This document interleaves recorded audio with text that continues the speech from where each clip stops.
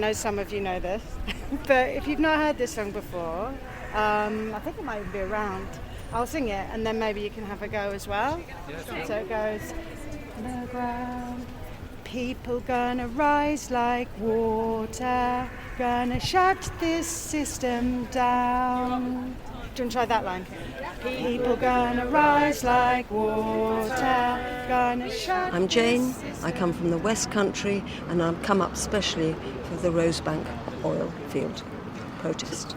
It's a long way to come for this protest. It is extremely important. It's a real tipping point case. We must not have this oil field. We will suffer. It will be the last straw. And what do you think of the demonstration here and the way people are reacting to it? They are very honest, very keen people. We've a lot of people from the church here and their faith supports them in this. Of course, we're not all in that situation. So they are good people and they're doing the right thing. This is the last day of the consultation. Do you think it's worth having a demonstration on the last day? Yes, and I think it must tip over to the days following that, because following the consultation comes the decisions. And that's where we want the influence to go, of course. We are custodians of this earth. We need to look after, and we need to speak up. Are you going? Can I give you a leaflet, please, about the really critical? Thank you so much. Really critical decision being made this week, isn't it? Thank you. I'm not part of the jury, but How are you? Welcome to one. no. If you know anyone, any influence anywhere, thank you. No, well, I wish I had more. I'm Sue Hampton and I'm here today from Hertfordshire. You've come quite a way to get here today. Why is that? I feel that if this decision goes the wrong way, it will be an absolute crime. It'll be a crime against humanity. It'll be a crime against the world's poor in the global south, who have done least to cause this crisis that we are living through and that we could well die through. So I cannot believe that this country can continue to have some kind of idea of climate leadership while committing this act of what Ed Miliband actually called climate vandalism. He said that himself, I think it was a year or two ago. We're not far from Downing Street here. Where do you think the Prime Minister stands on this? I really don't know. I think initially we all hoped that he was going to be more enlightened when it came to climate and to protest than his predecessor. But I did hear from my husband this morning, who had read that he said he's minded to approve this. My husband said this to me as a warning, because he didn't want me to be completely devastated by this news if it does go the wrong way. I will be. Anyone who knows what is happening with the climate, anyone who cares about justice, should be absolutely devastated by the wrong decision. And I just hope and pray that he will talk to scientists, that Ed Miliband will have a word with him, but that he will start to understand the seriousness of the crisis we're in. This is the last day of the consultation. Do you think it's really worth having a protest on the last day?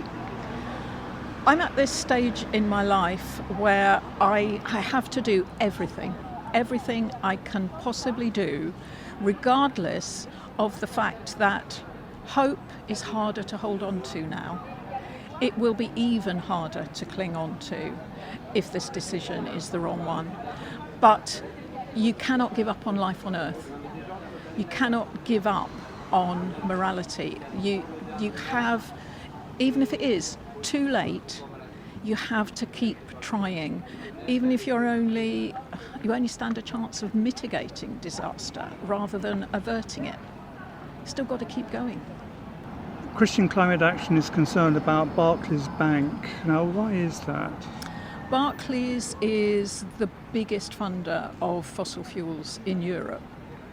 Barclays is such a big facilitator of fossil fuels that you can't pursue eco-church status, as many churches and cathedrals do, and do all these good small things that are completely obliterated by still banking with Barclays. Because there's nothing that they can do that is going to be on the same scale as divesting from one of the big fossil banks. We've had a number of heat waves recently. Do you find that people are more concerned about climate change now than they might have been in the past? I like to think so. I've had the odd encounter at a bus stop and so on with people who do understand that this is climate change and that it's only going to get worse. However, I'm aware that I'm very much in a bubble. All my friends see the world the same way I do. So I don't have those distressing conversations where a friend says she's flying off somewhere. So I can't say. I cling to the opinion polls which suggest that the people are actually ahead of the government, that the vast majority, something like 75% of people, are concerned about climate change, or they were before the heat waves. So surely now they're more concerned. People gonna rise like water, gonna shut this system down. In the words of my great-granddaughter, keep it in the ground. And do practice. I'm Reverend Helen Burnett. I'm a parish priest in the Diocese of Southwark. And why have you come along today? Come along because we're expecting the release of a statement on the consultation on the Rosebank expansion today. This is the last day of the consultation. Is it really worth having a protest on I the think it's last very day? important to be present at these events, to mark them. I think being visible is part of what we're called to do as citizens, and if we object as citizens to something, then our visibility matters. We're not far from Downing Street. What's your understanding of where the Prime Minister stands on this? I think it's very hard to tell. He's keeping his cards very close. So I don't know where the Prime Minister stands. I wouldn't presume to say. He seems to be somebody who has at least got some empathy. And if that were to come into play, it may be that he would have the right response, which in my opinion would be to not allow the expansion. We're here at sort of lunchtime, 12:30 to 1:30, which is an unusual time for a demonstration. Why is that? Well, we catch a lot of people going in and out, so this is obviously the majority of people that we're speaking to or handing leaflets to are civil servants, and we know that they are part of the machinery of government. If we can affect civil servants, although they have to be unbiased, I think everybody as a citizen in a world that's on fire needs to be made aware, they will be aware, but reminded that there are people who are deeply concerned about the effects of this. Looking at the Christian Climate Action website, Christian Climate Action do seem to be concerned about Barclays Bank. Now, why is that? Barclays are one of the biggest investors in fossil fuels, so if you bank with Barclays, the money that you are banking with them will be being used for fossil fuels investment, and some banks have made ethical choices about where they will invest. Barclays is not one of those. We've just come through 5 heat waves over the last few weeks. Do you find that people are more concerned about climate change now than they used to be? I think so. I think the visibility of not the protest today, but the grass around us that we're standing on, you cannot duck the fact that this is an exceptional summer. We know that it's weather, not climate, and I think people are finally beginning to see the difference between changes in weather and overall climate arc that we're in. But I think the fact that our green and pleasant land is not green and pleasant at all at the moment is really affecting people. But they need leadership, and we need policies that will help people to process what's happening, because at the moment people feel they have no agency, and our government does have agency. Thank you. One of our leaflets, vitally important. Can I give you a leaflet? Really vital decision for the planet this week. Oh, thank you. You appreciate our concerns. Thank you.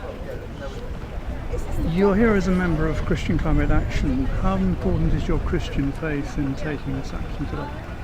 Very. I'm a Quaker, and we have a phrase, attend to what love requires of you. And that means everything to me. Jesus represents love and justice. Justice is love in action. This Rosebank would be climate injustice, and Jesus was always on the side of the poor and vulnerable who are suffering most and soonest in this climate crisis. So it would be, for me, it would be morally and spiritually inconsistent not to be here to try to stop this kind of crime. There are all sorts of people here, so some people from Extinction Rebellion, some people from Christian Climate Action. As a minister yourself, how important is your Christian faith in doing this? Well, it's very important because at the basis of my Christian faith are the words of the Sermon on the Mount, and we're asked to look out for the poor, to welcome the stranger. So climate change is creating mass migration, and we are going to have to adapt ourselves to living in smaller parts of the globe, and that will mean welcoming the stranger. Much as the rhetoric is against that, we are going to have to think long and hard about how a habitable planet will be and how we will take care of our neighbour, both animal and human, under those circumstances. Poverty is a massive result of the fossil fuel industry. The places that fossil fuels are extracted from are some of the poorest countries on Earth, while the richest countries on Earth benefit from those extractions. I think if we're going to live out our faith, it really matters that we are seen to be on the side of the poor, which is what Jesus called for. And as long as climate continues to be an issue that's not addressed by our government, we're failing to have leaders who have a moral compass to say the world is on fire, now it's in our own nation. People's lives are being affected here, but lives globally have been affected now for decades by climate change. And those people are our neighbours as much as the ones who live in the street with us. People gonna rise like water, we're gonna shut this system down. In the words of my great-granddaughter, keep it in the